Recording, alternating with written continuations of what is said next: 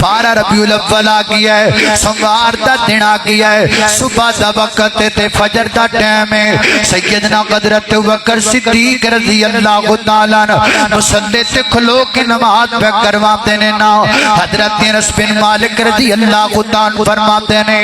نبی کریم نے عائشہ صدیقہ دے حجرے دا پردہ پراں کیتا تے نبی پاک نے مسجد نبی وچ جاتی پائی تے میرے پیغمبر تے یار اللہ دے حضور صفا بن کے کھڑے نے۔ میرے نبی دی کھیتی پک چکی ہے، میرے نبی دی محنت تیار ہو چکی ہے نا، تے جدو کسان دی کھیتی پک جائے نا تے جناب پھالا بر تے کتابر ہو جائے نا، پھر وہ ویکھ کے خوش ہو جاندا ہے۔ میرے پیغمبر نے صدیق دی امامت اندر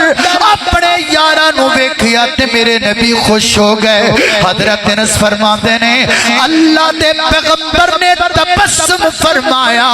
میرے نبی دے تبسم کرن نال پوری مسجد نبی چمکن لگ پئی ہے، پوری مسجد نبی چمکن لگ پئی ہے۔ تے فرماتے نے میں نبی پاک دے چہرے تے نظر پائی، مینوں انج لگا جویں قرآن ریل اتے سجیا پیا ہے، انج اللہ دے پیغمبر دا مکھڑا نظر آیا تے نال جناب حضرت صدیق اکبر نے ویکھیا ہے اللہ دے نبی نے پردہ پراں کیتا ہے، شاید اللہ دے پیغمبر نماز کروان واسطے آ رہے نے تے حضرت صدیق اکبر پیچھے ہٹن دی کوشش کردے پے نے تے میرے نبی نے ہاتھ دا اشارہ فرمایا صدیق ہن پیچھے نہیں ہٹنا،